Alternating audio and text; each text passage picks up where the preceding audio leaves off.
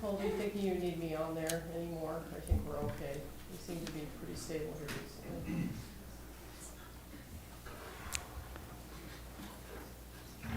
Hello, can you hear me? Mm-hmm, yes. Yes, thank you. We hear you. Can you hear us? Yes, I can.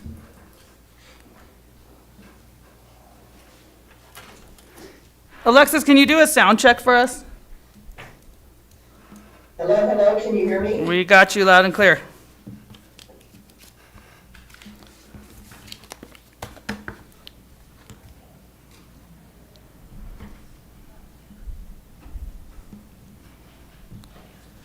It's hot in here. I think they just came in. For a second. Second.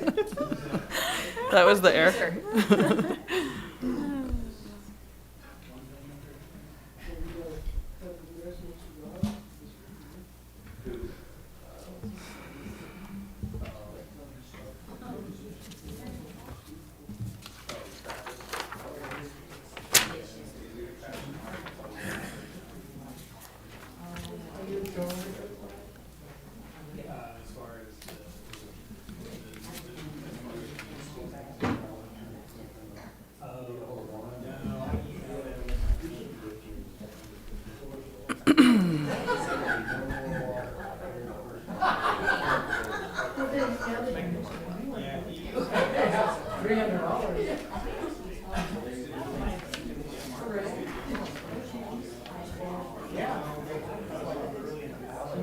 JD on there. Give it one more minute.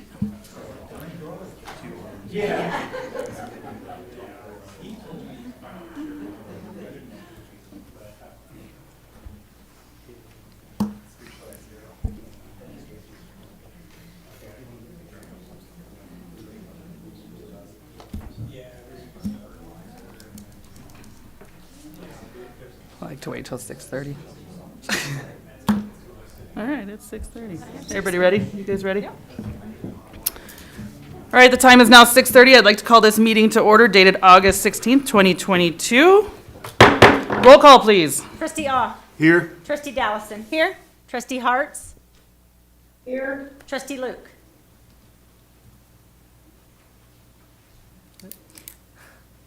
Trustee Luke. Here. Trustee Moreland. Here. Trustee Cesaro. Here. And Mayor Tarkington. Here. All present. All right, would everybody please rise for the Pledge of Allegiance? Pledge allegiance to the flag of the United States of America and to the republic for which it stands, one nation, under God, indivisible, with liberty and justice for all.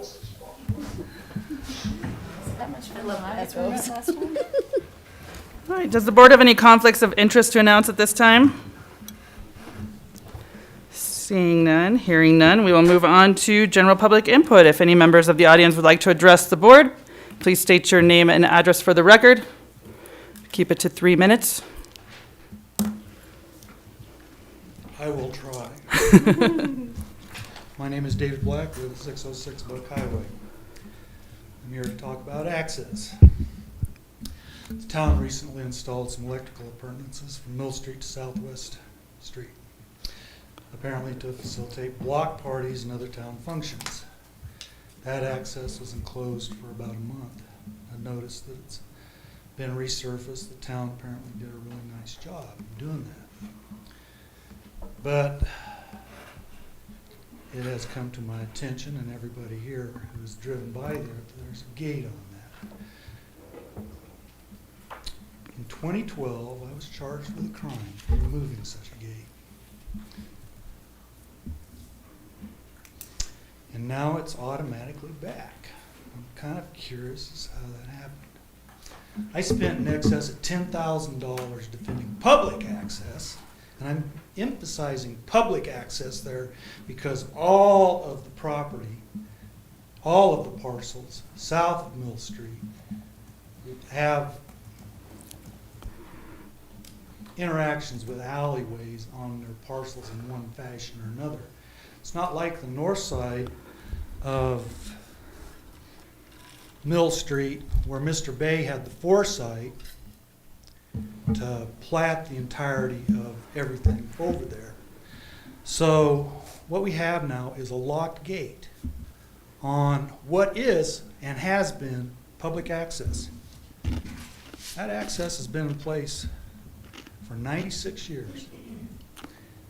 96 years. And I can pull the documents up that show when access was granted.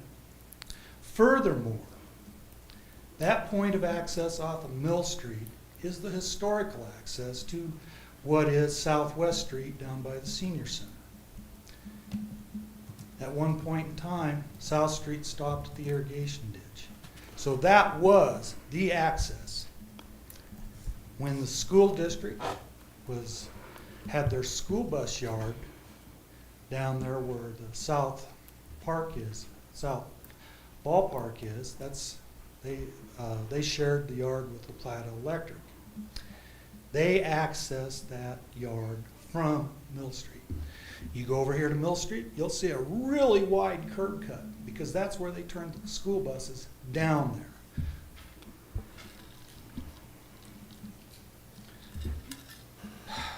there. I don't know how this has a lock on it. If the town somehow implied that the homeowner could lock that, then they're wrong.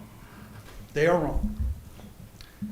The town's policy on points of access should be to defend those points of access that have historically been there, whether they cross private ground or not, particularly in the case where use has been established, not for just 17 years, but 96.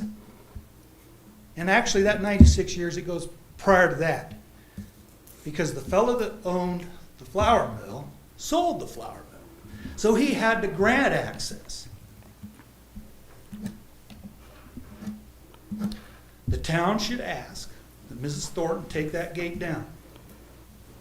And do so immediately. I mean, I can't believe that. Good access is like emergency access. And shoot, for the town not to defend that access all along has been a very pointed source of pain for me, because not only do I have an access, or not only did I get a private access across there, there is a prescriptive easement in place for a very long time, and the town too owns a water line easement on that. Now let's defend these points of access, will we? Let's do that. Thank you. Thank you. Anyone else?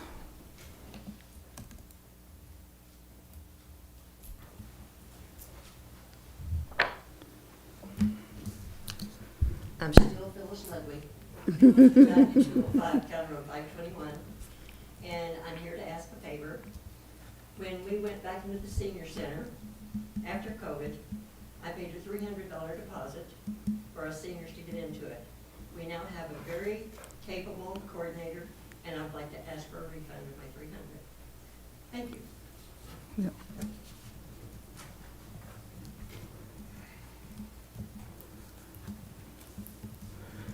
Anybody on Zoom have any public comment?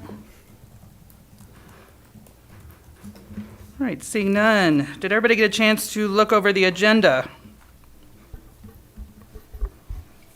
Madam Mayor, I'd like to make a motion to approve the agenda. I'll second that. All right, roll call, please. Trustee Awe. Yay. Trustee Dowson. Yes. Trustee Harts. Yes. Trustee Luke. Yes. Trustee Moreland. Yes. Trustee Cesaro. Yes. And Mayor Tarkington. Yes. All in favor. All right, so we're going to go ahead and talk about Marshall McIntyre's retirement letter. That was attached in your packet. Katie, did you want to? So I received this on Friday in the morning, and I provided this to you. It's on the agenda. At this point, you do not have a town marshal at this time. So I would like to introduce Brandon Tischer. He is a lieutenant with the La Plata County Sheriff's Department, and currently right now he's on loan from the Sheriff's Department. And I may let Attorney Goldman basically talk about some of the legal documents that are being drawn up at this time, but they're not here currently. We do have 2 sergeants as well, law enforcement, Sergeant Abdullah and Sergeant Cashwell. So anyway, we just want to make sure the community knows that we will continue protection of the community. Yes, as follow-up, there is an IGA that we are working on, an intergovernmental agreement with Plata County for the loan of Lieutenant Tischer to assist the town during this period where we're searching for a marshal. And we should have that completed in the next few days. Additionally, we will have a resolution for you probably by the next meeting with regards to having Lieutenant Tischer assist us as the acting Bayfield Marshal in the interim. Great. And we are looking for a motion to accept Joe McIntyre's retirement, and at this time, I really want to thank Joe for all his years of service and dedication to the town of Bayfield. He did such a great job for us, and we wish him luck in his new endeavors. Madam Mayor, I'll make a motion to accept Joe McIntyre's retirement. Second. All right, any further discussion? Roll call. Trustee Aw. Yay. Trustee Dallison. Yes. Trustee Harts. Yes. Trustee Luke. Yes. Trustee Moreland. Abstain. Trustee Cesaro. Yes. And Mayor Tarkington. Yes. 6 in favor, 1 abstain. All right, and regarding next steps, Katie, do you want to talk about that next? So we are looking for direction. Obviously, you heard that we have Lieutenant Brandon Tischer here as interim. If there's anything you would like or you oppose that direction, we're looking for a motion to make sure that we're on the right track. We've tried to put a lot of this together last minute, but it's really your call as the Board of Trustees. Is there any questions or comments from the board? No. Then I would entertain a motion to allow Michael Goldman and Katie Sickles to coordinate the drafting of documents for an interim marshal. Sure. Madam Mayor, I'll make a motion for Town Attorney Goldman and Town Manager Sickles to coordinate the drafting of documents for an interim marshal appointment and provide additional recommendations for next steps in filling the marshal position. I'll second that. All right, we have a motion and a second. Any further discussion? I just want to kind of get your feeling on a professional recruitment agency. I would be certainly happy to look for some proposals for your consideration at either the 6th or the other later meeting in September. Okay. Yeah, I mean, I feel comfortable with Yeah. your investigation on this and your direction, so. All right, roll call, please. Trustee Aw. Yay. Trustee Dallison. Yes. Trustee Harts. Yes. Trustee Luke. Yes. Trustee Moreland. Yes. Trustee Cesaro. Yes. And Mayor Tarkington. Yes. All in favor. All right, moving on. We had a special meeting July 25th. Did everybody get a chance to look over those minutes? Madam Mayor, I'd like to make a motion to approve the special meeting minutes, July 25th of 2022, as presented by the town clerk. I'll second. All right, roll call, please. Trustee Aw. Yay. Trustee Dallison. Yes. Trustee Harts. Yes. Trustee Luke. Yes. Trustee Moreland. Yes. Trustee Cesaro. Yes. And Mayor Tarkington. Yes. All in favor. Also, we have our regular meeting minutes from August 2nd, 2022. Did everybody get a chance to look those over? Madam Mayor, I'd like to make a motion to approve the regular meeting, August 2nd, 2022 minutes, as presented by the town clerk. I'll second that. All right, we have a motion and a second. Roll call, please. Trustee Aw. Yay. Trustee Dallison. Yes. Trustee Harts. Yes. Trustee Luke. Yes. Trustee Moreland. Yes. Trustee Cesaro. Yes. And Mayor Tarkington. Yes. All in favor. All right, moving on to our Public Works Director, Jeremy. Would you like to give the highlights of your report?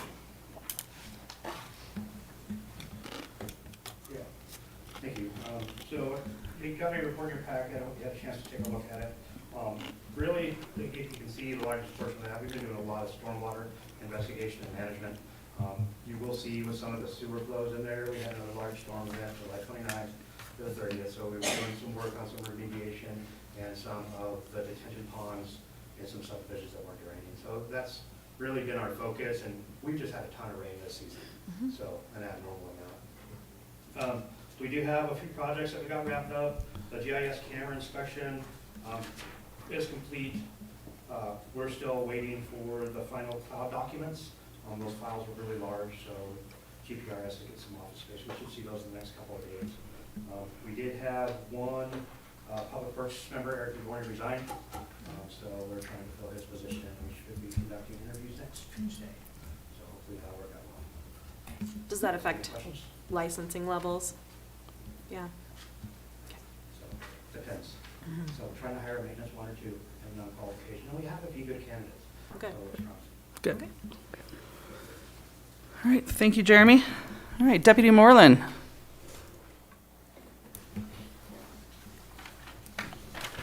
Good evening, everybody. I'm Deputy Moreland, Bayfield Marshal's office. So I was called up here to talk to you about office closures and public access to the office via dispatch.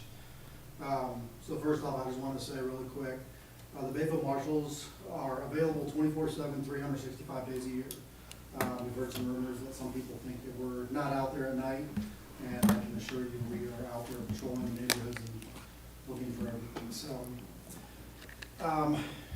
just in case the office is closed and someone needs to talk to dispatch, they can call dispatch at 970-385-2900. And the dispatch can kind of, if they tell them what they need, dispatch will let us know that someone is trying to get in contact with us, and we will call them and talk to them. Also, if they call our office, and the office is closed, our number is 970-884-9636. And our recording does state that if you need to talk to a deputy to file a complaint, have a question, or a concern, you can press 1, and it will forward the call to dispatch. And again, dispatch will contact us and let us know that someone is trying to get a hold of us. So, also, after hours contact information is also posted on our door to the office. So, I mean, again, they can contact that and get a hold of us. So there's many ways that they can get a hold of us through dispatch. I mean, if they know which deputy they're trying to call as well, they can call the office, and again, it's going to take them through a list. And if they know the name, then a lot of times they can just click on the name. And most of us forward our numbers to our work cell phones, which we always have on us. So that's another way I know when I'm on duty, I always have my work cell phone number forwarded. Or actually my office number forwards if someone's trying to call me to my work cell phone number. So that way if I'm out and about, then I can somebody can get a hold of me. So we're always available. So I just want to say that. So anybody have any questions? Okay. Thank you. No, Thanks. thank you. How was first day of school traffic today?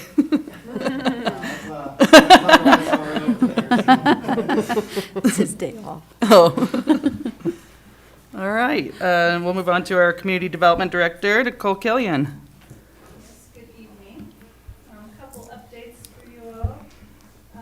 Comprehensive plan update, we're having our first working group meeting on August 30th at 6 p.m. here at Town Hall.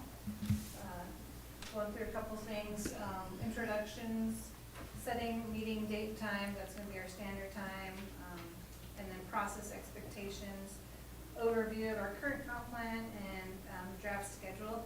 I'm also working with some state representatives to maybe be able to come and help talk either via Zoom or in person about water and stormwater from those state offices as part of our working group. So hopefully we'll have some good discussions in the next 8 months with the working group. Also, I want to let everybody know that the 2023 Colorado Water Plan draft is out for public review. That ends September 30th. I did take a read at the document, and there's a lot of good information that I think, again, would be beneficial for us to consider as we go through our comprehensive plan process in terms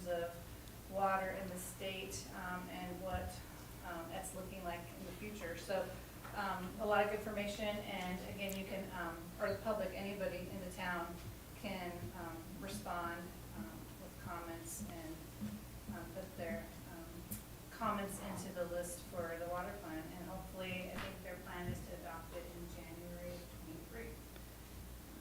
So that's some of the big things. And then the other one is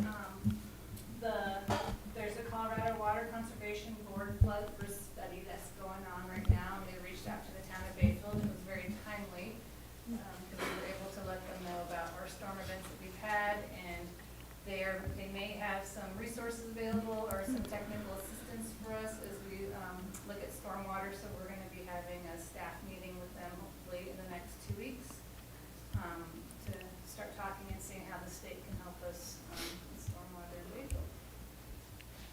And that's what I got. Any questions, comments for Nicole? Where can the general public find how to get to the plan to put in their? I'm not sure, Town Manager Sickles, are we putting that into the newsletter? Yes, I got that information, and we'll put that in, and also it probably wouldn't hurt to put it on Facebook as well, and Instagram, where people are paying attention to it. I'm still having issues with things coming up from the Bayfield's next door site, but we'll keep working on that to make sure we get that out. Katie or Nicole, I noticed in our packet that I'm not able to click on the links for the. It's not, I don't think it's a hot link, that's I why, think it's a Okay. PDF, so I can send you all the email. That'd be great, Yeah. thank you. I'll get a copy of that. And then the links should be active for the newsletter. I was able to go in and correct Okay. that after your packet went out. okay. Thank you. All right. We're going to move on to our financial agenda items. Do we have any public input pertaining to items 3A through F on the agenda? All right, seeing none, we'll move on to our July 2022 financial statement. Kathy? So as of July 31st, 7 months or 58% of the fiscal year has lapsed. In the general fund, we've received the second quarter payment for the JAG grant. There is $21,768 in that line item that will be adjusted back to 2021. Because if you look at that line item, it looks like we've received 3 payments and we've only received 2. That other one is the fourth quarter payment from 2021. So in the audit, it will be adjusted back out. In the sewer fund, we've received our second payment of ARPA funds in the amount of $337,939. We've also paid our second payment to Colorado Water Resource and Power Development Authority for the wastewater treatment plant and the infiltration loan. And in the water fund, we've made our second payment for the water line replacement loan. We make 2 payments a year for those 3 loans, and so all of that is done. In the garbage fund, you'll notice there was an expense of $42,000 in garbage services. This was for payment of 3 months of trash service, and that was due to a lack of billing from GFL. I had to encourage them to get us a bill. You'll also notice that overtime in all of the funds has been adjusted out of the salary line item to correctly track the overtime that is paid out. Up until this point, it has always been reflected just in salary. And last month, I told you that we would get that fixed. And I worked with Rachel, we got it fixed. We made the adjustments for the first half of the year. So that is, those numbers are current through the end of July. Sales tax is up and doing well, and I provided a document for the consolidation of the bank accounts. All of those have been done, and we are prepared to close the special account, the account that was labeled the special account, at TBK Bank when the board's ready for us to do that. Okay, any questions for Kathy? I just have one question. When we're doing the budget for the next year, are you looking at some of the things that you budgeted to make adjustments? Because, I mean, we've had, like, there's only like 4 or 5 that were really grossly over percentage-wise on those, I noticed. So I just wanted to make sure that some attention was done to that. Okay, thank you. That's my only question. All right. I would entertain a motion to approve the July 2022 financial statement. So moved. Second. All right, any further discussion? Roll call. Trustee Ah. Yay. Trustee Dallison. Yes. Trustee Harts. Yes. Trustee Luke. Yes. Trustee Moreland. Yes. Trustee Cesaro. Yes, sorry, it's cut off. That's okay. And Mayor Tarkington. Yes. All in favor. All right, sales tax, as Kathy stated, is trending upward. And we'll move on to consolidation of bank account documentation. So you do have the resolution 514 that was adopted, and it was adopted before the election in April. So just for the new trustees' benefit, I just wanted to make sure you were aware of that. And I will close the deposit account after this meeting today. Just wanted to make sure that if there's any lingering concerns or issues, I'll go ahead and close it after today or after tonight's meeting, and move those funds into the operating account. And in the next month, that those funds should not be sitting in TBK Bank with no interest accruing. So we'll be looking at basically a policy to move some of these funds that are in excess at the time to be collecting interest in Colorado Trust accounts, which we have. So, and we have an account already set up just for that purpose. So. Okay. No actions necessary, just if anyone had any questions or comments or concerns on that. We'll move on to Resolution 532. So this is a discussion we have regarding community grants, and this is for nonprofits that are not partnerships with the town of Bayfield. We have a number that will come. We had the band parents, Be Frank, Pine River Shares, so they're nonprofits that don't necessarily have a partnership. So this community, or this resolution would adopt a process for 2023 budget community grants. If this is successful, next year we'll try to draft a resolution that just makes this forthcoming every budget season. And of course, it's always your authority whether you approve a budget with $10,000 in it, so.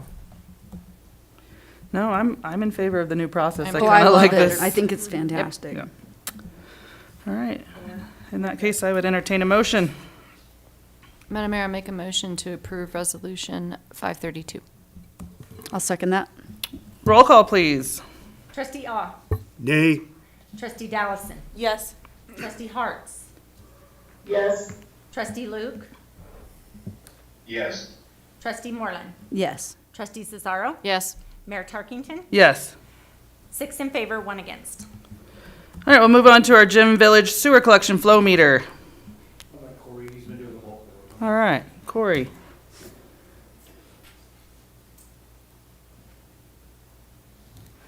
Good afternoon. We're asking to get some money to. What it is it's an insertion meter that will fit into the forest main, and it'll actually tell us the amount of gallons that we're pumping out of homesteads, so we get a better idea of what they're contributing to our system. And it'll also help us diagnose issues for lift station pumps before it becomes catastrophic. And so what we're approving is for that vault, but all of the equipment needed will fall within that. We already have the equipment. Oh, so we're, okay.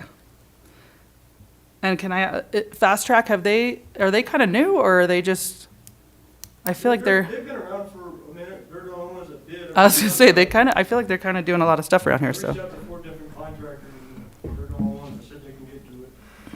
We're in their busy season. Okay. I mean, I think they're doing a good job if. Yeah. But, We reached out to Barnes, Neighbors Excavation, S&S, and Walmart, I just can't remember. okay. Any questions or comments? I like that it tells us what potential problems there are ahead of time, so there is that plus. Yeah, no, I was kind of curious, the approved budget of 69,000 and this is 16, was there other expenses that are included in that overall budget of 69,000? Or are these guys just coming in really low? There's instruments. Yeah, Okay, so there's more to come. This is that's just one already part of here that. on site. yeah, that's what he was saying. That's what I was asking too. It's- Okay, It's already Sorry. here. This is just the missing piece. We're Okay. all just getting this stuff from DT Environmental. cool, okay. No, I just wasn't understanding the way I'm reading this. Thank you. And did I hear right, it's already in the budget? Yes. Okay. Just making sure. Great, I don't have any other questions. Okay. thank you. I would entertain a motion. Madam Mayor, I'd like to make a motion to award the vault concrete work to Fast Track. I'll second that. Any further discussion? Roll call. Trustee Awe. Yay. Trustee Dallison. Yes. Trustee Harts. Yes. Trustee Luke. Yes. Trustee Moreland. Yes. Trustee Cesaro. Yes, And Mayor Tarkington. Yes. All in favor. All right, moving on to our instituform proposal. So this actual item is bid over budget, and I gave you a little diagram of kind of a half circle. And so what happens with a culvert is that we don't know what is at the bottom of this culvert on Oak Drive. So what happened on Mountain View is basically, it was a round culvert. What happens is the bottom basically came up, and of course the street caved in.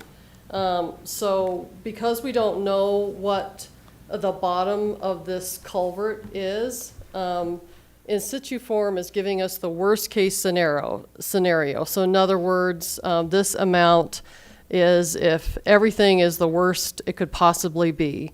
And the bid identifies that. What we don't want to have happen is school year about October, that water shuts off and that culvert, we already know that you have culverts that need to be replaced, and we lose that street. That is not Mountain View wasn't a good street to lose. Oak Drive is even a worse street to lose during this time. So in this case, we are over budget, and we're asking for the board to consider this so that they can start working on this culvert, and then it would be a budget supplement at the time where the water's shut off and we have a time to investigate the full extent of the bottom of this culvert. Some of the old timers think it doesn't exist. It may be concrete, it may be something else. It's probably silted over, so it's not visible to see even when it does. Water has stopped. But I do think it's important that we continue to replace these culverts so we don't lose another street. Your loss of a street was very expensive for not just the cost of repairing it, but to the citizens as well. Do you have an approximate number on what the cost was for the Mountain View replacement? Yeah, it was over $150,000. And that was just to repair the street. And then you have the culvert and everything else that went on, plus it was closed. 6 months. Yeah, May to November, or December, so. Oh, boy. So I read in some of the notes that there are funds to pay for it. Where are those funds going to come from? So this is an unrestricted in the street fund. It's $363,000, but it still would require a budget supplement. At the time that we decided exactly what it's going to cost. And keep in mind, we're awarding them to process this, and it could be as high as the bid quote amount is, or it could be less. Worst Right. case scenario, okay. And So when, I'm sorry. no, go ahead. What's left in the unrestricted? It's Street. all of this is unrestricted in the budget for 2022. Oh, it is? Okay. Yes. And when they do this process, how disruptive is it to traffic? I mean, do we have to shut the street down while they're doing this, or can they work around? Do you explain this to me? For the cleaning process, the street can stay open, it'll be one lane. But if you guys had a chance to look at the liner they put in, the high school on Sossaman, that large diameter shoulder liner. Okay. We would need to close the street. Okay, but that wasn't bad. If we were to do this in 2022, we're working with them to try and schedule it during winter break. The ditch will be off, we'll have some of the buses gone. That's best case scenario.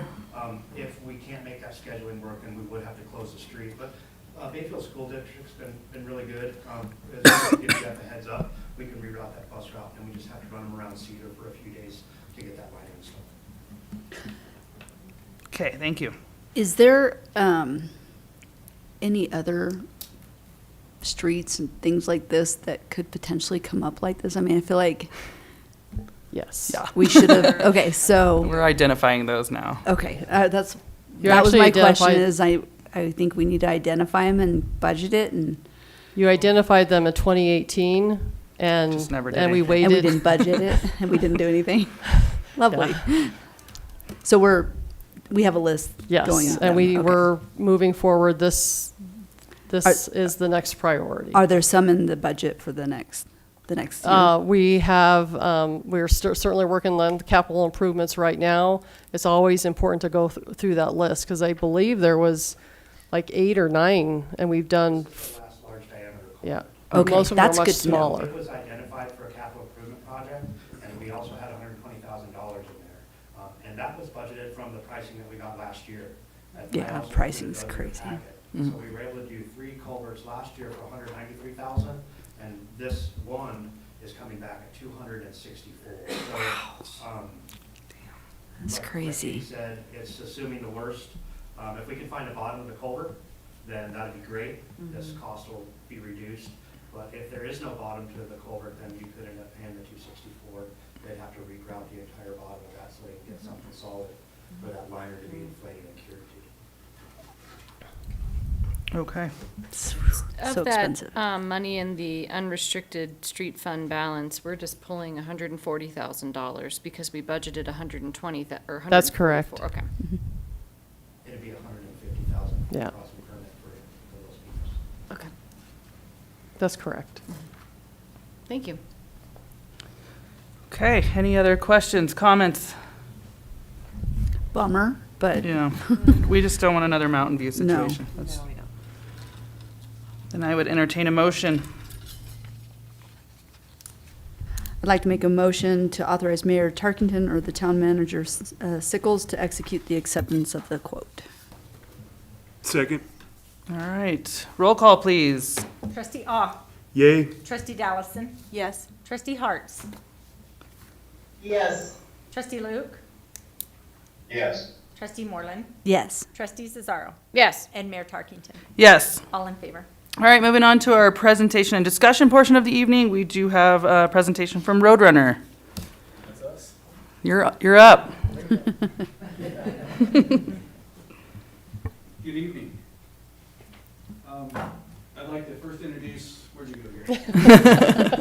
I'd like to introduce. It's keeping you on your toes. I'd like to introduce Gary Cook, who's our Assistant Director of Roadrunner Transit. Hi, welcome. I brought some handouts to you, if you would like them. Yes. You don't need, if you don't want them, please, but they're gonna describe, there's 3 things there. There's gonna be ridership for the fixed route operations, there's gonna be ridership numbers for the Thank you. DAR operations, and I'll explain why that's important. And then also, you're gonna see attached to that, is gonna be a map, and there's gonna be some upcoming DAR Thanks. expansions. It is not in conjunction with the tribal DAR that was expanded to Bayfield. This is through Centura. We were awarded $100,000 off the Centura grant. And as I promised to you last year, that we were gonna make some expansions, so.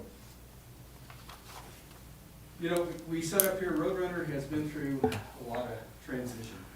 And I've got tons of paperwork here. We don't have the time to actually kind of go through all the changes, the compliments, so we'll just kind of stick briefly to some of the bullet points.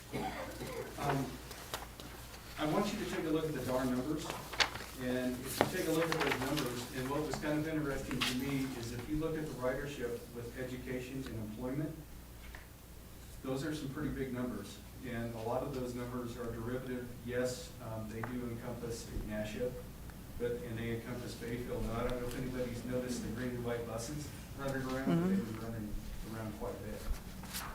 So they're being used. So The fixed route numbers, so the fixed route encompasses Ignacio and Bayfield with trips to Durango.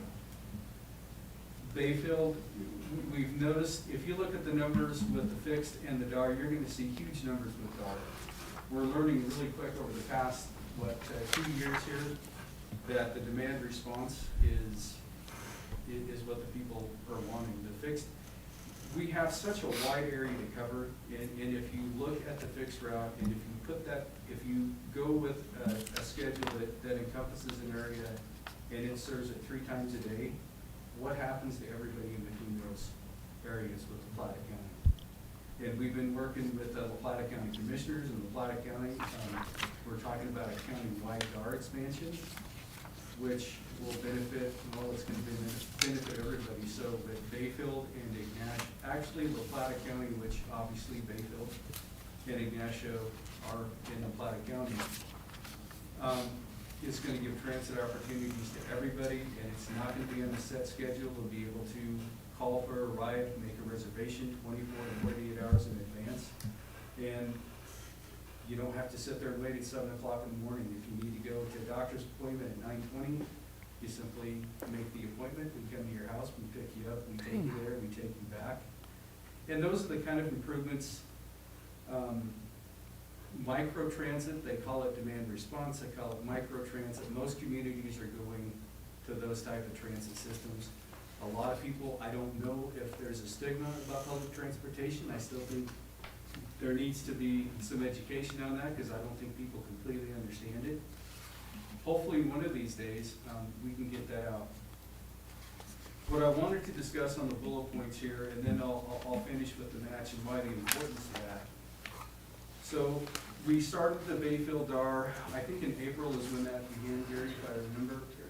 DAR numbers on the average per month are running 800 to 1,000 a month in ridership numbers. Fixed route numbers are averaging about 350, to about 400. So DAR is more than 50% of the numbers in the ridership. So if you want to be effective with your routes and what you do with the money, because the bottom line for me is when we come here and we ask for local match is imperative, because we cannot leverage federal funds without local match. Fuel has cost, I can tell you that everybody's experienced the crunch, things cost more, but you know, on an average, we're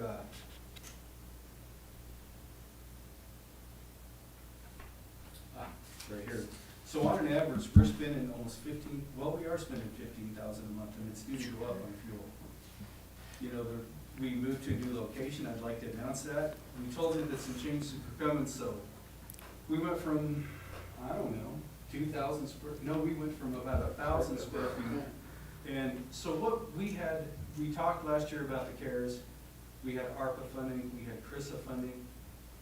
Guys, there was so much funding, and what you do with the funding to me was important. We wanted to expand it. We wanted to do the expansion of the routes, which we did. We wanted to give the drivers the raises they deserve. They're still not there yet, but we are working on that and being competitive with the wages. Providing the benefits, you know, we want to provide full benefits. You can have a ton of part-time workers, but I don't know if anybody's tried to hire anybody here lately, but it's really difficult to get somebody to work, especially part-time, without any type of incentives. So we moved out to the new Gosney. It used to be the Gosney gravel pit. I mean, it was several things, the Four Corners materials.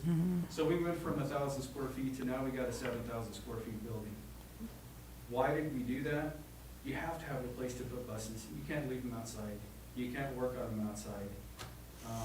Plus, they're expensive. I can tell you that we're gonna do, we're excited, you know, we got approved for 200 and, so I'll stop here. My project manager and my budget person's not here. So believe it or not, I can answer the budget questions, but just not as good. But we did get approved, and so here, the accomplishments of this, we did the expansions with the bus thing outrider, we expanded on June 1st. And I want to report on that. So, you know, June 1st is really, I don't want to come here and say, hey, yeah, we had 20 riders. That doesn't sound like a lot. But it tells me that if you average out those months, there's about three riders a week out of Bayfield that use that. And the busting out rider, again, is a connection that will connect you to Denver, to Grand Junction. It'll connect you to Greyhound.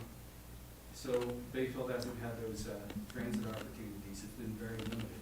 Actually, the airport and hospitals in Grand Junction. It's a great service. And we have the new location, and so with all the CRISA money and the funding, we've taken the money and we've invested in capital. It's, you know, it's $6,500 a month, so I can tell you between $15,000, you know, the building to lease that every year is gonna be $75,000 a year. We are hoping within the next year, we're gonna put in for a planning grant. Peter Tagillis was hired as a project manager and a grant writer.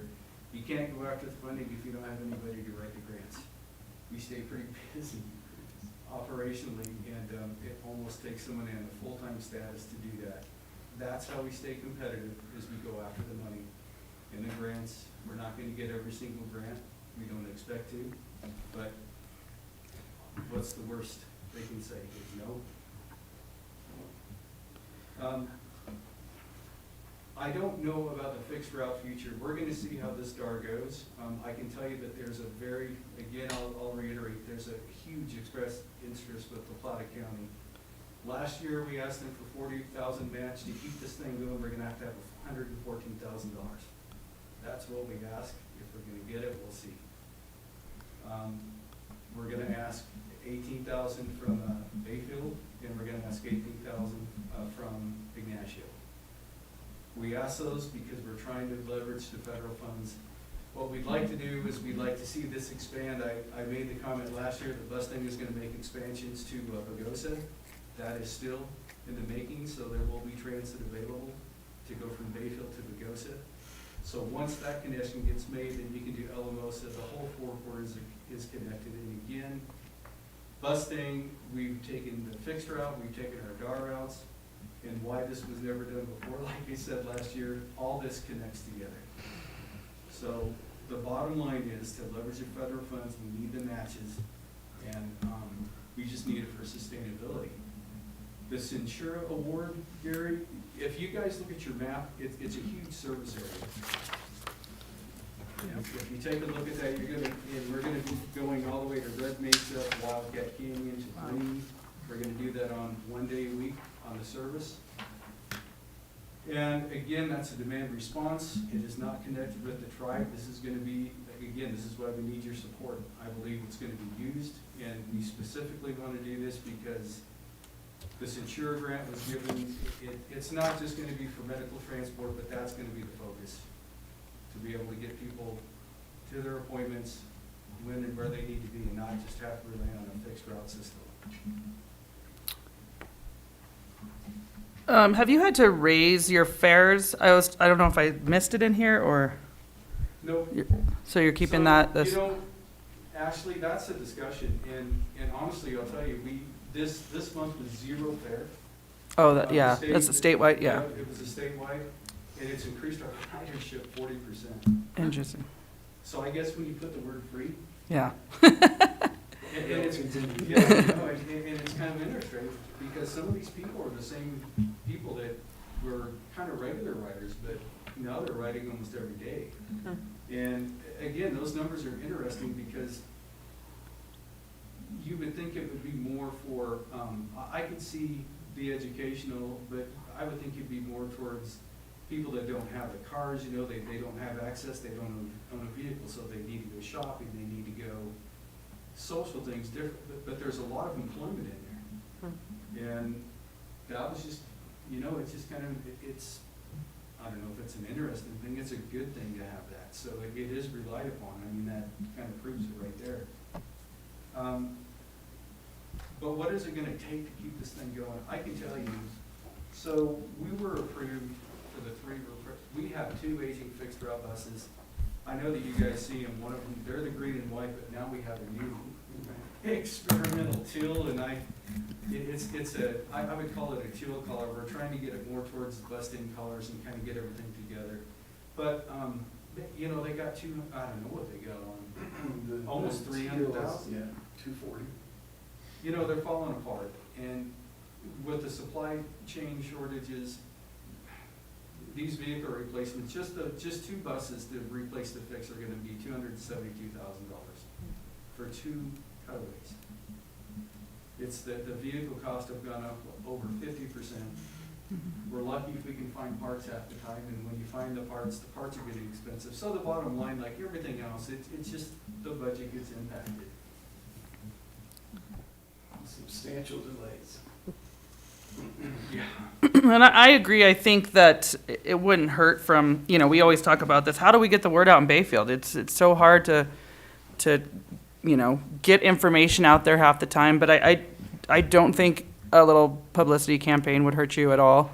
I just don't know what avenue that, or how that looks. Well, and here's the challenge with those marketing campaigns. So as some of you guys know with the grants, you know, you can only use the money Certain ways, in certain ways.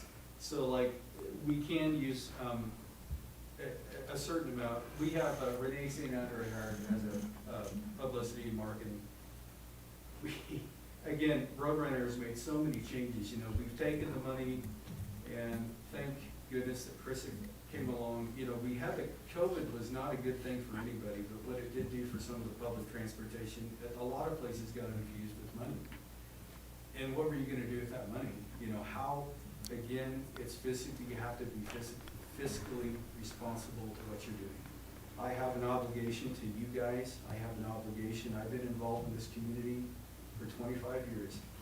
I know some of the people by name, I know some by the faces and not names, but we have to be fiscally responsible with the money. I don't come here to ask for $18,000 just to think that we need more. I just can tell you that the ridership numbers are way up. It's proving itself and within the value. Bayfield has viable and really beneficial transit options. And so does Ignacio, and so does Bayfield. When the Centura comes online, that's just another tool and another access that you guys, that's available to Bayfield. So, and that's what transit's all about. It's about connectivity, it's about getting people to places, you know, to do what they need to do. And it's not just for the people that can't afford cars, it's for everybody that sits in this room. So gas prices keep going up, I'm gonna start riding the bus. Thank goodness they've gone down a little. I do have some numbers, if you would like those. Again, I told you we applied for $114,000 at the counties, and I told you for the local matches. As far as this year's budget is concerned, for the Centura and the fix. So to date, and we're talking about 22, so to date, we spent $403,838.09. We had the CRISA, that's currently the funding source that we're on because we had a $586,000 award from CRISA. So $403,000 of that is spent. And so we're at 68, we're almost at about 70% of what the budget is. And the spending period for us is gonna end in 21. We have ARPA funds available. We still have $356,000 of the other awards. So with the building purchases, you know, we've moved into the new building, so we've had to upgrade computers. We're a viable transit company. We've gone from about 12 employees, we're sitting at 20. I think Centura is probably gonna put us up at another couple of drivers. Bayfield goes through, I mean, and the thing about, I guess I look at it like this too for Bayfield, actually for the whole community. You know, I wish we can pay everybody, you know, $60,000 or $80,000 a year. But there's some full-time jobs, there's full-time benefits. We're gonna be putting in a planning grant, we need a mechanic. We have that facility, now we're gonna use it. And so we need to upgrade it, we need to hire a mechanic, and we need to keep moving forward and keep expanding the services. And if you have any questions, I'll be happy to answer. No questions? No, I don't, I mean, it's not it's not as bad as I thought it was gonna be. But I mean, I appreciate, because this is what we asked for. The board asked for you to come in here with a better kind of vision of it, and we appreciate you bringing all the numbers and these charts and. Well, and again, and especially to Katie, if anybody, you know, and that's the thing with the budget. You know, Peter, he can do this stuff in his sleep. I know where we're at because that's my job to know where we're at. But if you need, you know, numbers are available, so if there's anything that you need as far as financials or numbers, you know, you let us know. They're pretty easy to get to, and again, I've got all kinds of paperwork if you'd love to see it. And Gary, I don't think I've ever seen you in front of a microphone without a guitar. I know. Right? That's I mean, does the board have any questions right now? Can you remember? Presentation's way better than we've had in the 15,000 was past. last year what we budgeted? It's 12,000. 12? Okay. And I know we are saving money with the the COG and Region 9. So I was just looking at this chart here of different funding requests, and it looks like Durango just completely dropped off last year. Is that? Well, you know. I'm like, that's interesting. It's a sore subject for me, honestly. Yeah. I don't get why they don't think that Roadrunner Transit is a part of, or, you know, I guess I don't think we bring anybody to them. Well, they keep losing all that parking downtown. They're going to need a bus. Well, you know, and that's the thing, right? Durango Transit, they get, so that they, you know, part of their funding or their transit funding is off of taxes. You know, we get what we get from the state, so, you know, nonprofit, which is fine, you know, because we're not out here to make a business. You guys ask about, you know, the fares. Really, if ridership is gonna increase with zero fare, I think I'm all for it. You know, because it's not about the profit to charge, you know, let's face it, $2 a trip or an $8 round trip is not gonna pay your expenses, and that's not what we're in it for. And, but no, Durango, for whatever reason, and I guess I'm not backtracking, but I'm just gonna try to be nice and be politically correct and tell you that. They're not interested. They're not gonna do it, and the last comment that was made for me is they do not feel that we bring anybody to them, so I guess they want to be Durango Transit and just be incorporated with Durango, so. Regionally, I don't know how that could be possible. We know that it's not. You know. It's not, because we take people to them every day. Yeah. You know, I wonder if that's one of those things, at Fort Lewis College, they have those seniors that need to do a economic study. Yeah. And I wonder if that's one of those things that, you know, one of the seniors can do is. That's a good What idea What for is you the guys. sales tax implication of ridership to Durango, or, you know? I sit on 8 committees with those guys, so I can talk to those guys about that. But, no, and like I say, and then Region 9, and speaking of Region 9, I will say this before I go. So, the replacement bus cost, we talked about it being expensive. But again, luckily, you know, Peter and I have pressed on and pressed through. It's, you know, you've got to have somebody pursue and be diligent on pursuing those funds. I mean, that's how we get them. And I can tell you operationally, we're extended pretty good. You know, we need more drivers. You know, the vehicle cost, I can tell you, for this Centura grant, we need another van. We got aging vehicles, and honestly, we're short. So you're probably sitting there going, well, then why would you do an expansion? Because we do have the capacity for the drivers. The capacity is there for the vehicles, but, you know, if something happens, then that can be a challenge. But we haven't faced anything that we haven't overcome yet. And we're gonna put in a new vehicle application for that Centura grant. It's gonna be a van. It's not gonna be a cutaway, and it's gonna be an all-wheel drive van. But, you know, it's gonna cost us, we'll see the cost estimate tomorrow, but Gary doesn't know this because I just got off with IRA Consultants, you know, this evening, but I expect that van's gonna be around 90 grand. So, you know, and that's why the funds, and so Peter's put in for the Blue Sky, and I think the county will step up with the match. I think there's an increased interest. As a matter of fact, you guys will know more about this insurer because the press release should be out within the next week. Okay. And it'll probably be in conjunction with the county because they want to be involved with it as well. So. Okay. Can I get one of those presentations so I can send it to Eli and Alexis? The two trustees. Any more? Any questions? Am I off the hook? You're off Yes, you're off the hook. Great presentation. Thank you. Thank you for coming in. All right, we will move on to our noxious weed management and control. So Ben Bain is on Zoom, and he, from my understanding, is the county weed control manager. The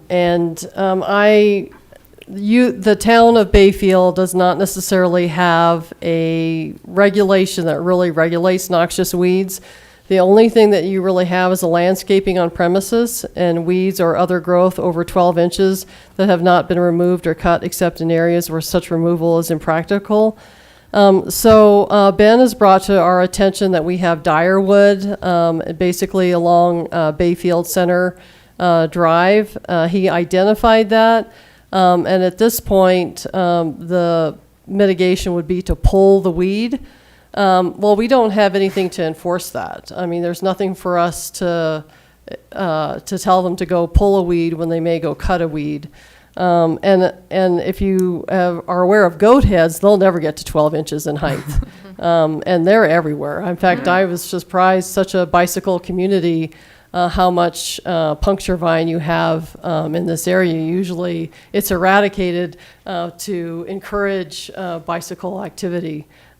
So you also have a lot of white top in the area. It may get to 12 inches, but it's long past its seeding period right now. And you really have to deal with that really quickly. You cannot wait.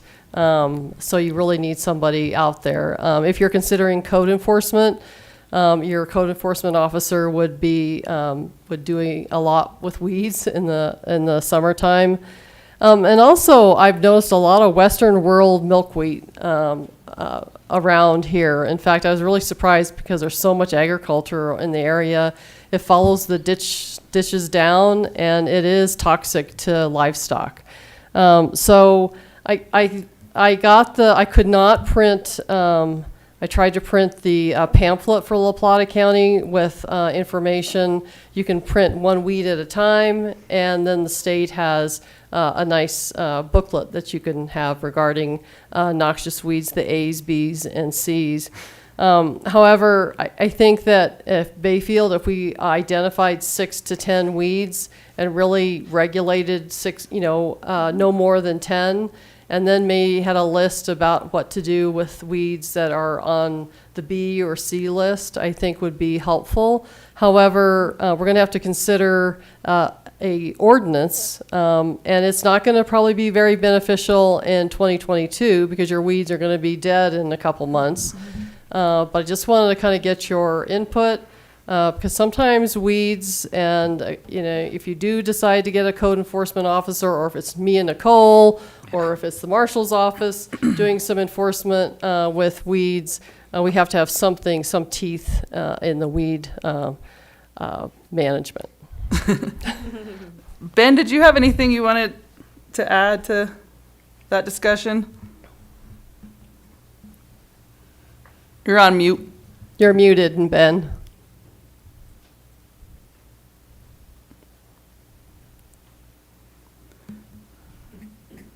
There you go.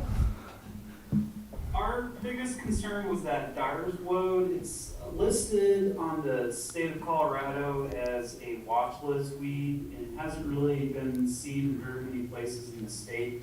So it's a higher priority to get rid of than your other thistles and stuff like that.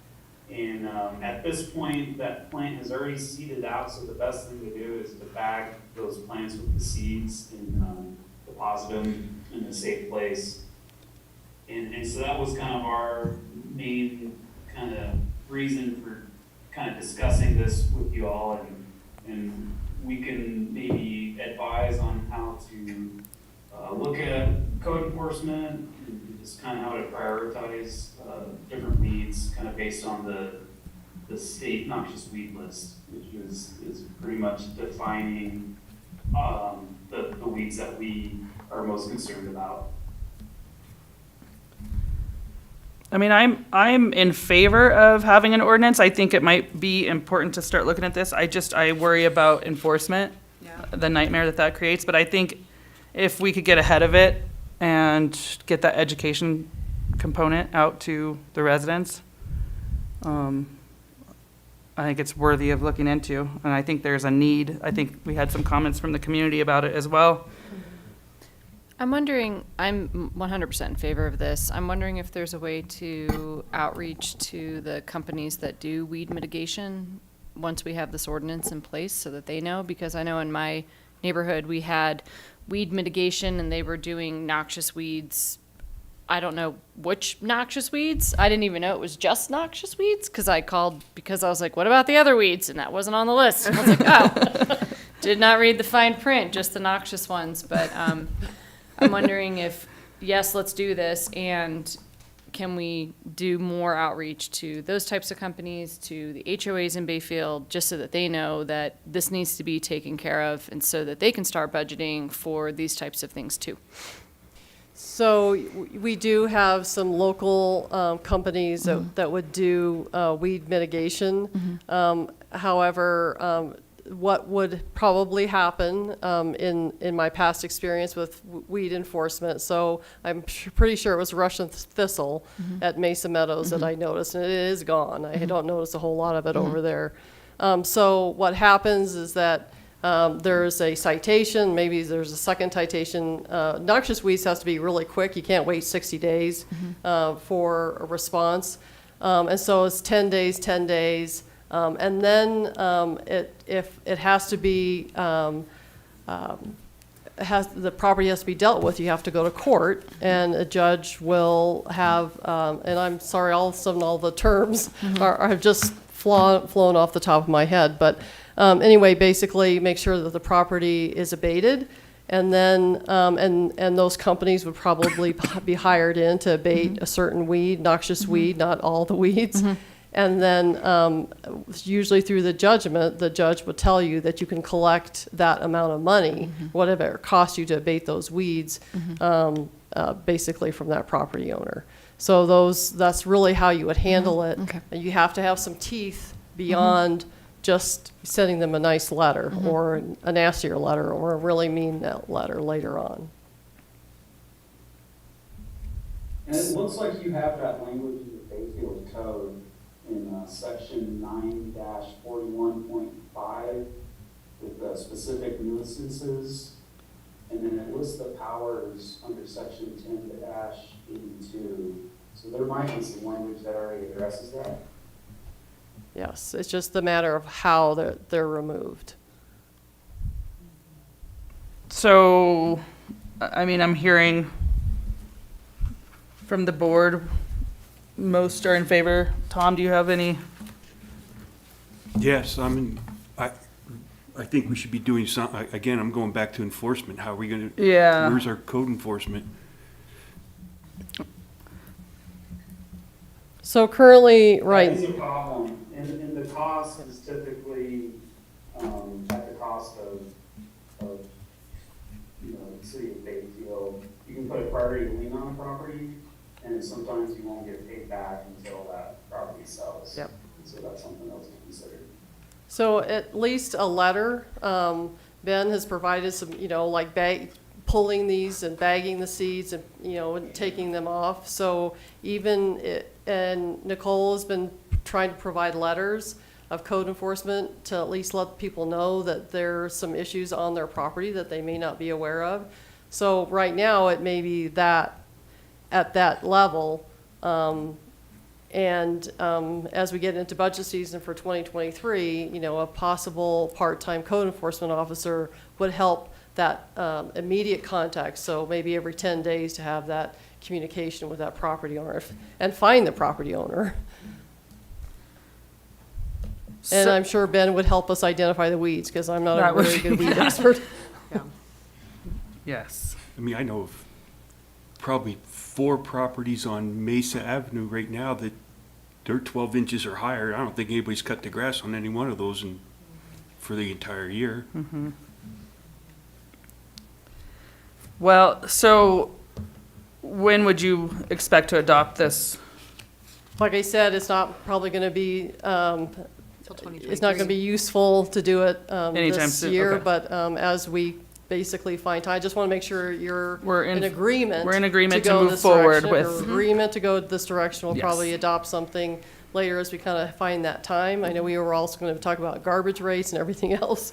Basically finding the time to put that in there. That's, I'm just guessing, we get this budget season, October, November, so we're ready for next year and have that education period in place.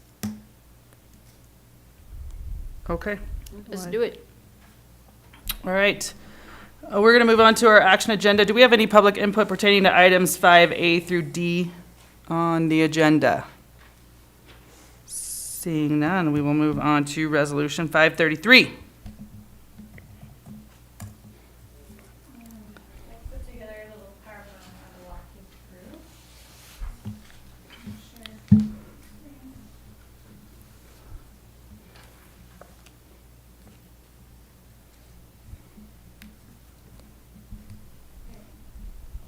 Alexis, Eli, can you see that?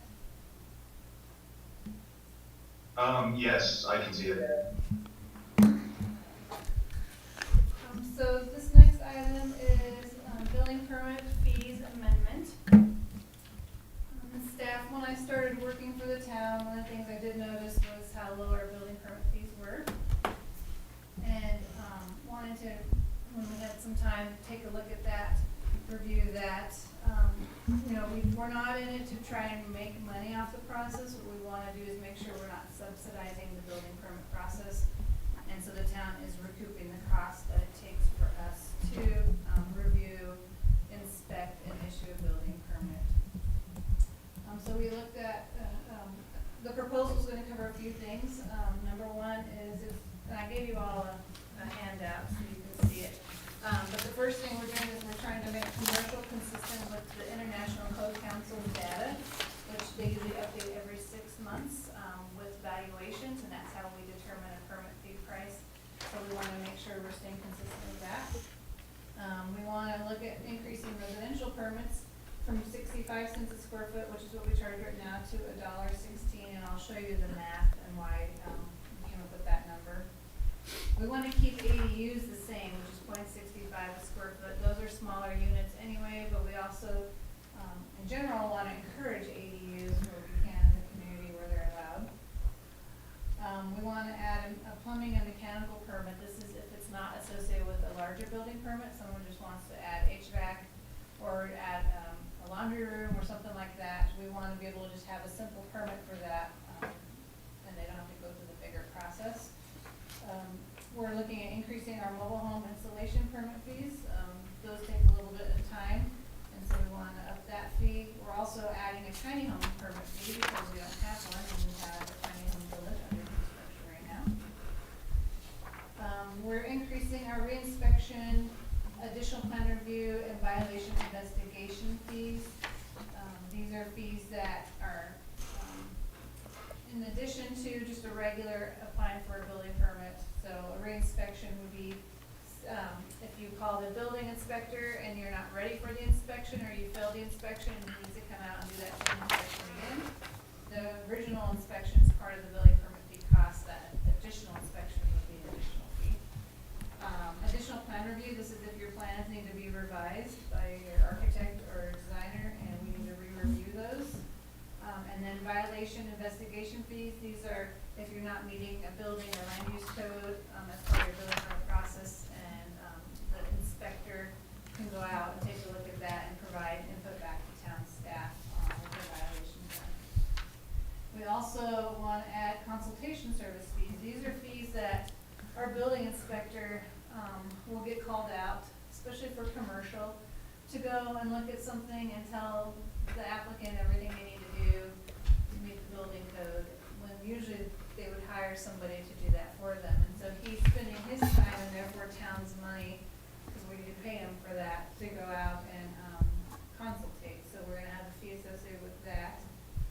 And again, this is more complicated. So of course we want him to go out and tell people, yeah, you have a problem here, or you need to do this. This is like somebody calls him and he's going through an hour's worth of, this is all the things you need to do.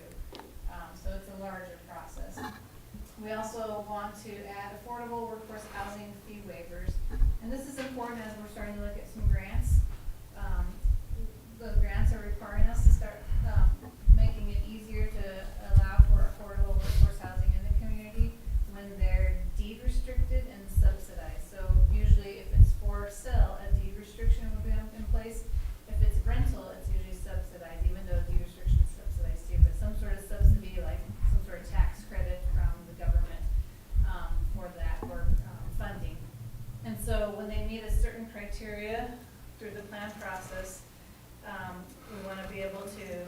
waive permit fees. Now, we cannot waive plant investment fees right now, or, if you waive a plant investment fee, you actually have to use general fund dollars to reimburse that waiver. So technically, the town would be taking general fund and putting it into the plant, into the water and sewer enterprise funds. And so we can't technically waive those. And then park fees right now are not allowed to be waived per their ordinance. And so, this would allow at least the building permit fees to be waived for, again, if it's a purely affordable, attainable, deed restricted, subsidized project. We're also, so taking that, taking the math, I wanted to kind of walk you through where we got to the $1.16 a square foot for a single family. What we did was we looked at the average square footage of a home in 2021 and to date 2022. And the average square footage of a building permit, new building permit that we've issued is 2,150 square feet.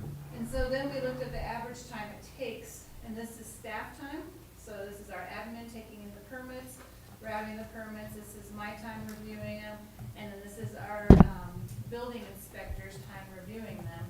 And then this is the inspection process for the building inspector and our plumbing inspector, and any conversations that happen at the, during the process. So it's averaging about 20 hours of time per permit that we spend from plan review to inspection to issuing the certificate of occupancy. Our contractor rate right now is $125 an hour is what we spend for our building inspector. And so taking those rates, which is $125 times 20 hours, we're spending $2,500 to review and inspect a 2,150 square foot new residence. So if you do that math, that comes to $1.16 a square foot. So again, we're not trying to make a profit, we're just trying to make sure we're cover our covering base. expenses and we're not subsidizing the building permit process, specifically residential, because that's normally what we are issuing here. So a couple numbers I wanted to show you. Currently, what we charge for a 2,150 square foot house is $1,397. That's at that 65 cents a square foot. Durango, for that We same were so far off. square footage is charging $1,938. Now, having come from the city of Durango recently, the city council there chose not to raise the rates since the Great Recession because they wanted to encourage development. Well, now we know development is here. We don't really have to encourage it, it's here. And so we want to make sure that our rates, and Durango's, I know, talking about the same thing, looking at their rates. And La Plata County actually charges $1.40 a square foot, so theirs is $3,010 for that same permit that we're looking at charging $2,500 for. And so I'm happy to answer any questions. What I did is I put together a fee schedule. It has the new fee process as well as the plant investment fees, which are already been approved, but we just want to be able to give one handout to the builders so that they know all the fees are going to be required to pull their building permit.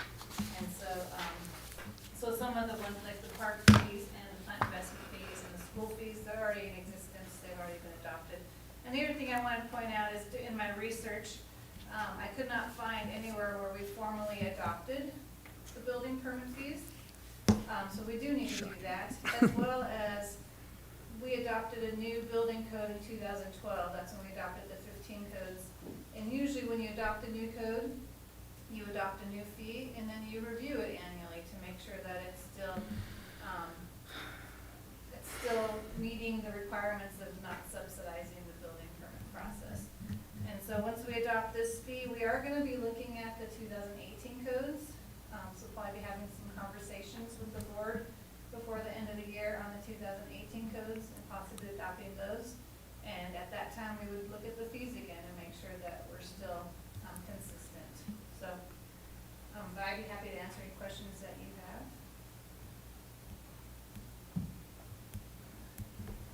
No, we were so far off from even just covering our own expenses on that. I did notice, I went to the website for Durango and for Pagosa, and this section here is exactly the same as Durango. So are we matching Durango fees then? Yeah, Yeah, because that's the ICE. That's the international. okay, So again, when they update it, we would update it ours too, but that's what the International Code Council. gotcha. That recommends for commercial. But the rest of them are more, not necessarily Durango prices, because I couldn't really find the Yeah, fees they're for more the other stuff, or specific to they? what we deal with in Bayfield. Okay.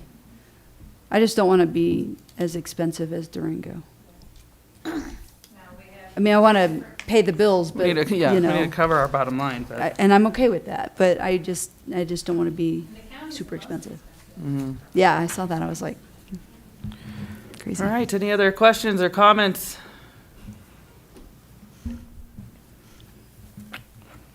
I would entertain a motion. Madam Mayor, I'd like to make a motion to approve Resolution 533. I'll second that. All right, any further discussion? Roll call. Trustee Aw. Yay. Trustee Dallison. Yes. Trustee Harts. Yes. Trustee Luke. Yes. Trustee Moreland. Yes. Trustee Cesaro. Yes. And Mayor Tarkington. Yes. All in favor. All right, Resolution 534, Affordable Housing Incentives Grant Letter of Interest. Yes, so we too are going after some grant funding. There's a lot of grant funding out there. I'm trying to track it as best I can, and go after the ones that make the most sense for the community based on the projects that we have going on. And for the Cinnamon Heights, lots 12 through 41, deed-restricted project, right now, we have SGN Engineering doing the engineering plans for the project. We're hoping that we'll have that wrapped up and reviewed before the end of the year. We have SEH that's going to do the review for us, so we have a second engineering company reviewing our engineers' work. And then from there, we're hoping that we can start seeing some infrastructure being installed in the spring. So the town's going to oversee the infrastructure installation, and then looking at driveways, water, sewer, landscaping, irrigation, and then hopefully having these lots ready for a builder to come in and be able to build them at a reduced rate so that we can deed restrict them for our workforce and those that live in our community that qualify for these deed restrictions. And so that's the process we're going through. The town purchased the property last year. We're paying for the engineering right now. And then we have a rough estimate from the engineering. They're gonna give me a more precise estimate, hopefully by the end of next week, because I gotta submit this by the 1st, but they gave me a really ballpark of what they think the infrastructure would be, which is about $1 million. And then we're also asking for the PIFs, the tap fees to be covered, because again, as I explained, if we waive tap fees or PIFs, we have to reimburse it through the general fund. So this grant that we're looking at could actually cover those fees too. And so this is a new grant. Right now, it's just the letter of interest that needs to go out. But this grant, one of the neat things about this grant is the match, because a lot of times grants have like a 50% match is pretty common, but the match for this one could be covered by the purchase of the property, which the town already did. So it's possible we can get 1.4 million-ish from this grant without having to spend any more than That one's nice. so what we're asking for is the support for this letter of interest so we can submit it by September 1st and get in the process and then start having the conversations moving forward with the grant application for 1.4-ish million. Yes. Madam Mayor, I'd like to make a motion to approve Resolution 534. Second? Any further discussion on that? Roll call. Trustee Aw. Nay. Trustee Dallison. Yes. Trustee Harts. Yes. Trustee Luke. Yes. Trustee Moreland. Yes. Trustee Cesaro. Yes. Mayor Tarkington. Yes. 6 in favor, 1 against.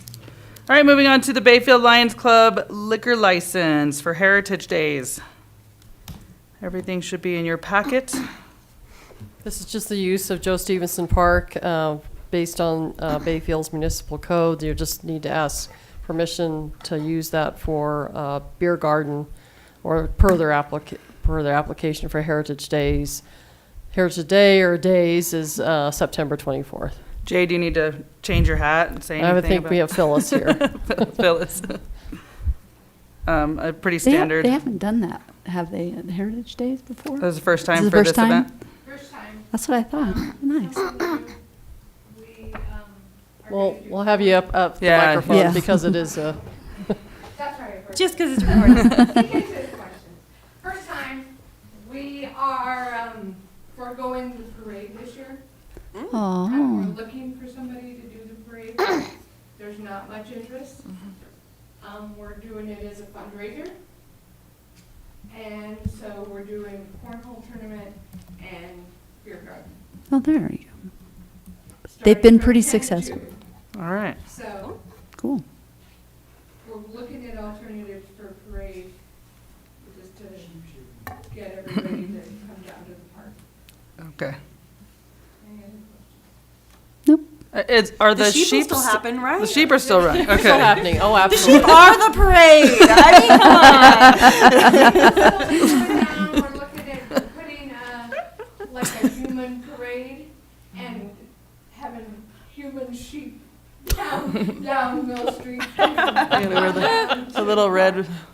Well, actually, there's somebody looking at making Sheep costumes. Alright. No, masks. Oh, that's for funny. everybody to wear down Perfect. Mill Street. That's hysterical.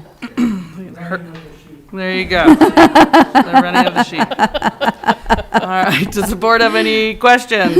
Any other questions? No. Thank you, Madam Phyllis. Mayor, I'd like to make a motion to approve Bayfield Lions Club use of Joe Stevens. Is that, I'm on the wrong one. Sorry. Is that the right one? Yep. Yeah. Yep. Use of Joe Stevens Park regarding the application. I'll second that. Wait, I had something I wanted to say. Okay. Now's your time. So 4th of July, there was beer that got outside the beer area, the fenced-in area. I mean, you are going to secure this area so people can't get out with cans of beer and walking around the whole park? Yeah, we're going, I mean, we're gonna have all our Lions members working.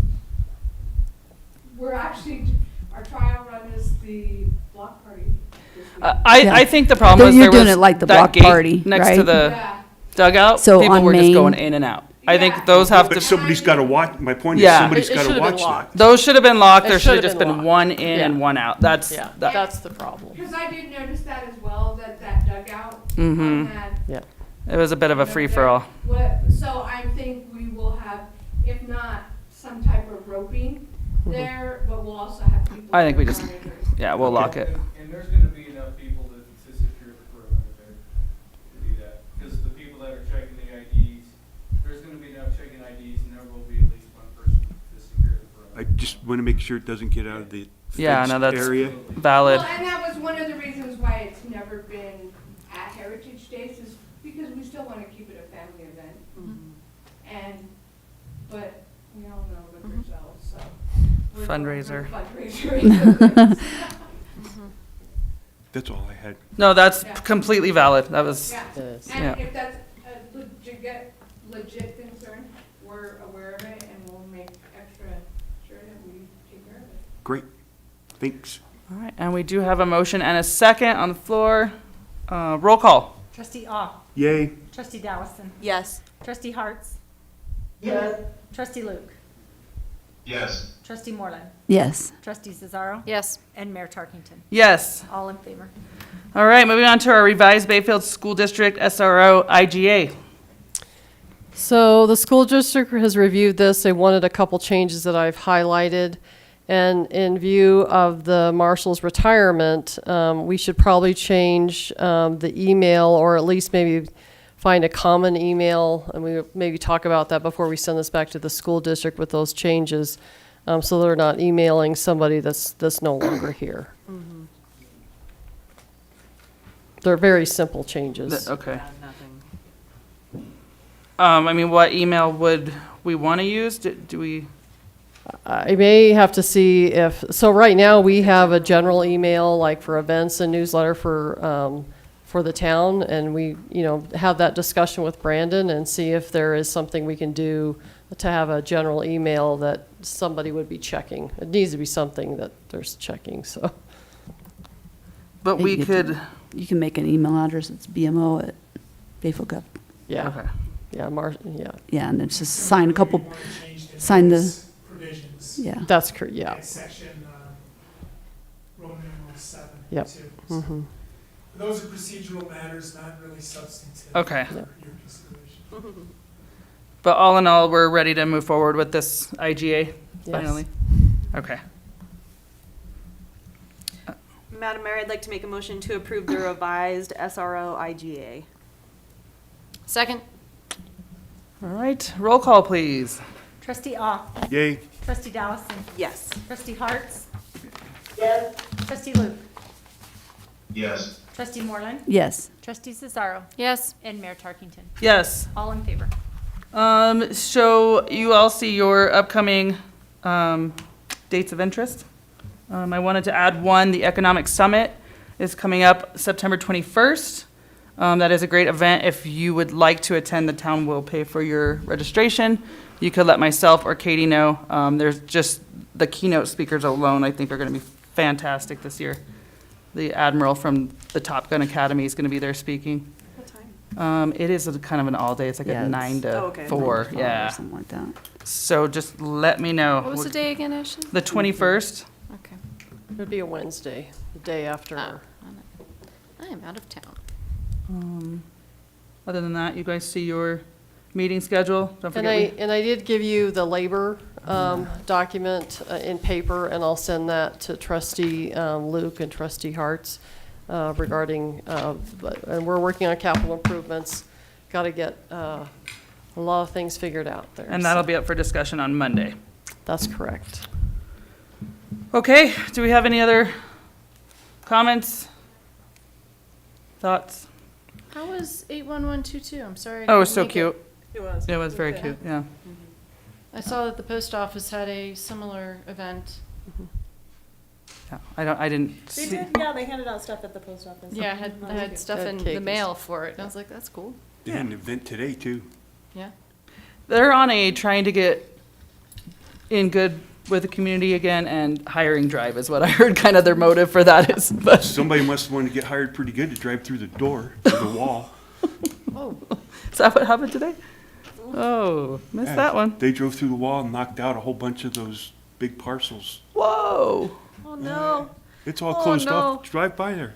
Oh, no. Went by a few times today, didn't even notice, but. Okay, if there's nothing else, I will adjourn this meeting. It is 8 o'clock.